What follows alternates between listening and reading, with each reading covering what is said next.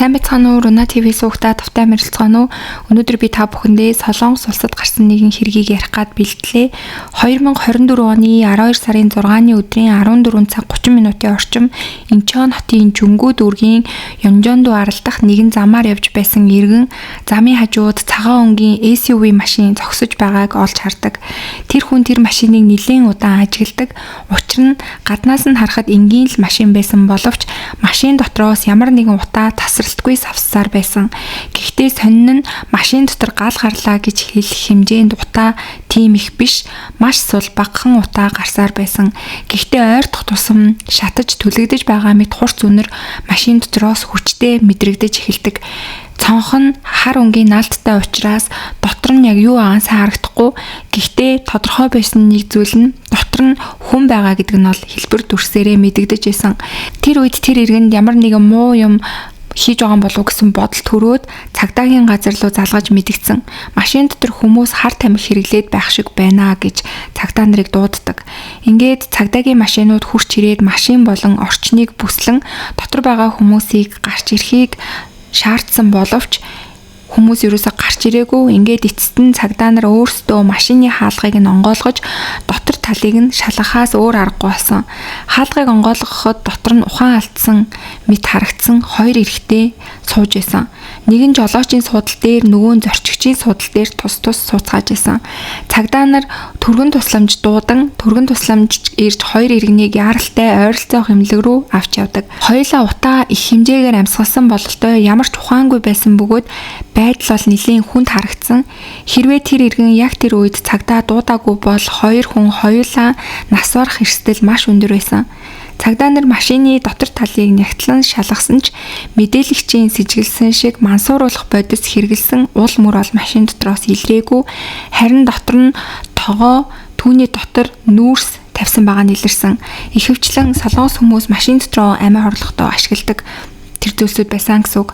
Хоёр эрэгтэйгийн нэг нь төрүүлж ухаан ордог. Тэр нь тухайн үед 25 настай Ким охтой эрэгтэй байсан. Харин хамт байсан 28 настай Ди охтой эрэгтэй нь удаан хугацаанд ухаан ороогүй бүр сэхэн амьдруулах тасагт орж эмчилгээ хийлгэх болдог.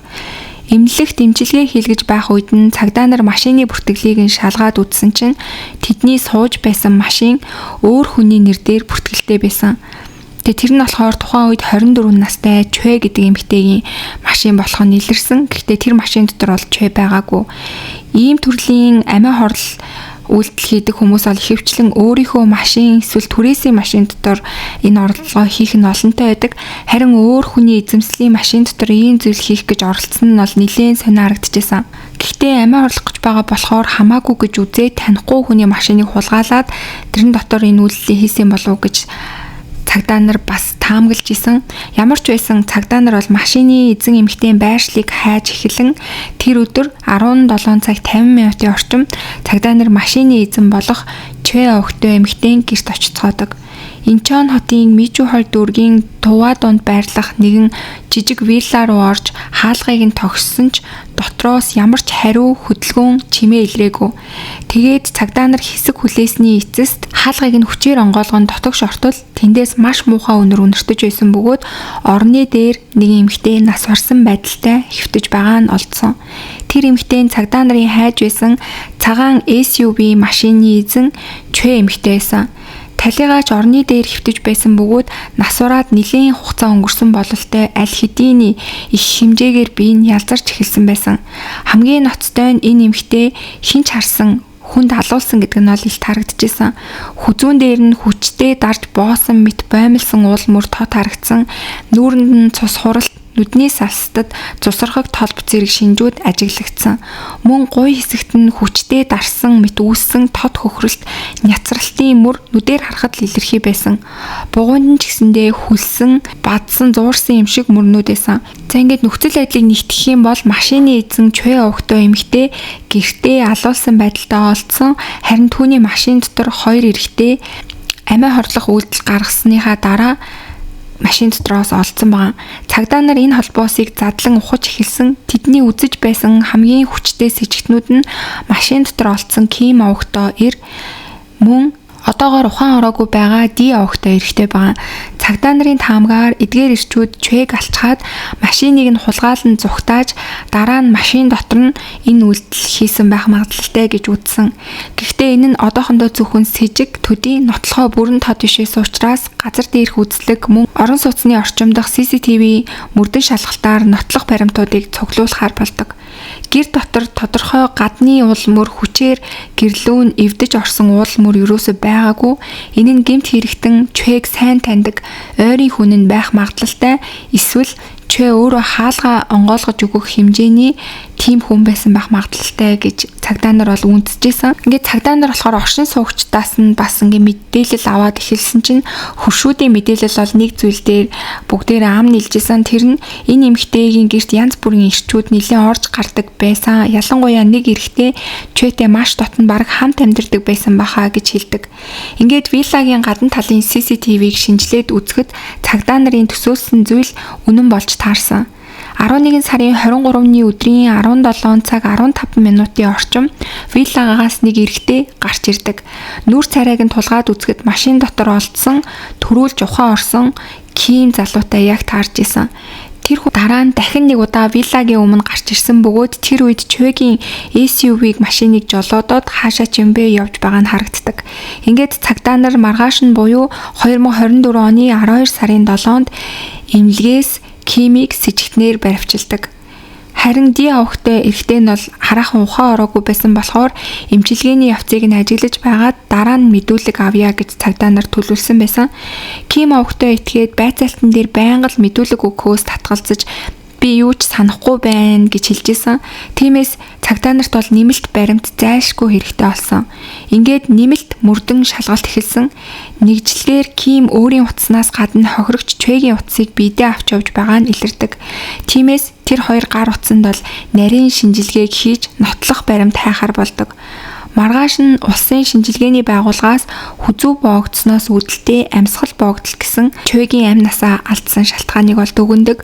Үүнийг үндэслэн цагдаа нар баривчлах хорих хүсэлт гаргаж тэр үед Ким эцэст нь өөрийнхөө хийсэн энэ хэрэгээ хүлээн зөвшөөрдөг. Тэр хэлэхдээ машин дотор хамт байсан Ди бол машин дотор амиа хорлох үйлдэл гаргах үедээ л миний танилцсан хүн байнамаа.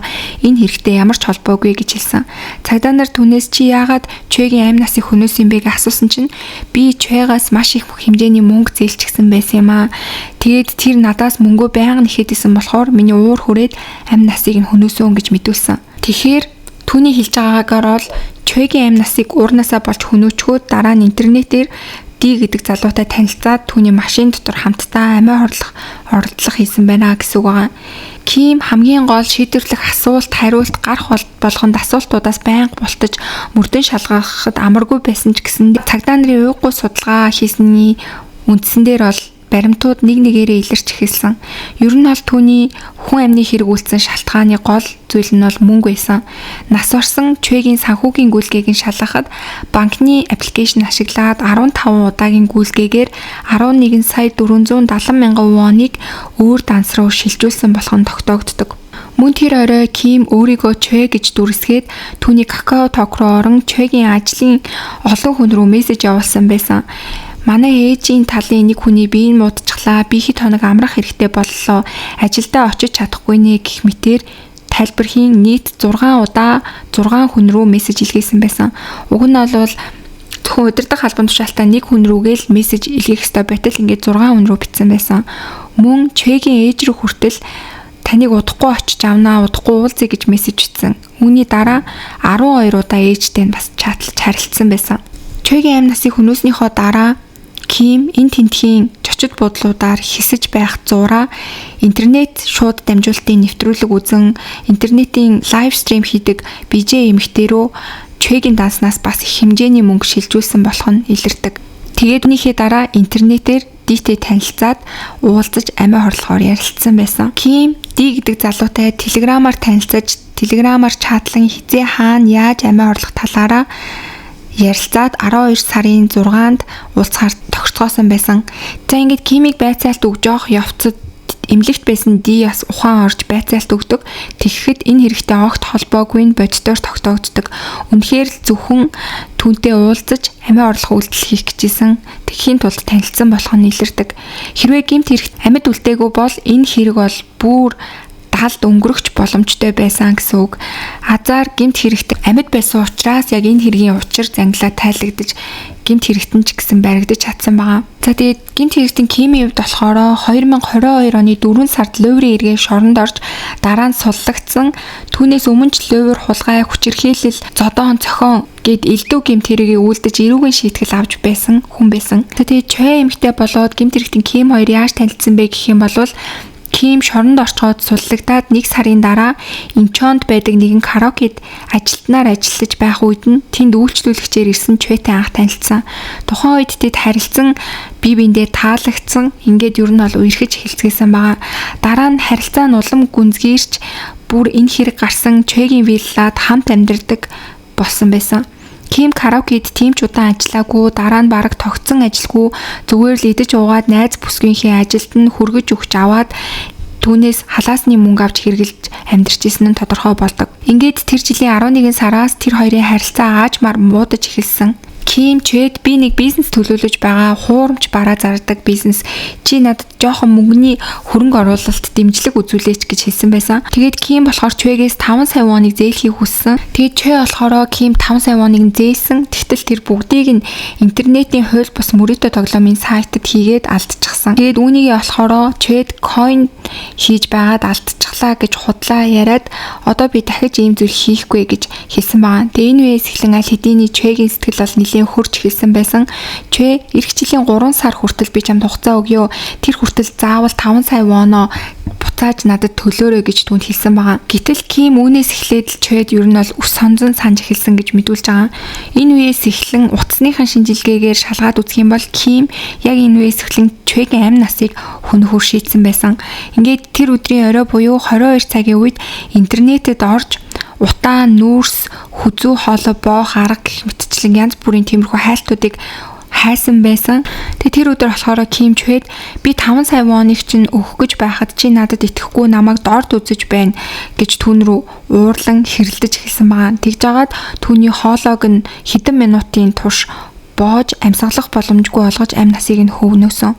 Ингээд найз бүсгийгээ хөнөөснийхөө дараа цогцыг нь орны дээр орхиод өөрөө гар утас болон түүний данснаас нь мөнгө аваад 6 цэнгийн газруудад түүний мөнгийг өрн хит хоног гадуур явж мөнгийг нь үрж дуусгасан байгаа. Кимийн шүүх хурлал болсон. Тэг Кимд прокурор бол 40 жилийн ялыг санал болгосон. Харин анхан шатны шүүх түүнд 23 жилийн хорих ялыг оноосон. Түүний хувьд бол 25 настай. Тэгэхээр 40 гаруй наснда л суллагдах боломжтой болсон гэсэн үг байгаа. Тэгэд хүн амны хэрэг хийчгээд дараа нь 40 эд наснда шоронгоорс гарч ирсэн этгээдийн хувьд бол үнэхээр эрүүл аргаар ажиллаж амьдрах уу гэдэг нь бол тааваршгүй. Ер нь бол гарч ирээ дахиад амархан аргаар мөнгө олохыг хичээх нь бол ойлгомжтой байх гэж би бодож байна.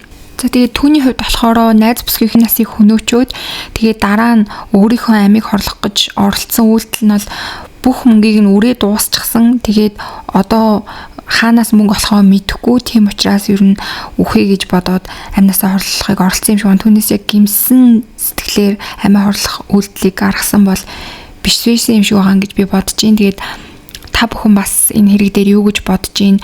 Найз бүсгийнхээ гэрт амьдраад тижээлгээд ямар ч ажил хийхгүй тэгээд бизнесийн мөнгө гэж бас түүнээс мөнгө зээлчгээд тэгээд эцэст нь бүр амь насыг нь хөнөөсөн ийм аимшигтай, үнэхээр аимшигтай хүн байна гэж би бодож байна. Тэгээд та бүхэн бас энэ хэрэг дээр өөрт төрж байгаа сэтгэлдлүүдээ комент хэсэгт бичиж хуваалцаарай. Мөн сувг дээрээ лайк, subscribe-а дарахаа битгий мартаарай. Бүгдээрээ удахгүй дараагийнхаа дугаараар уулзцгаая.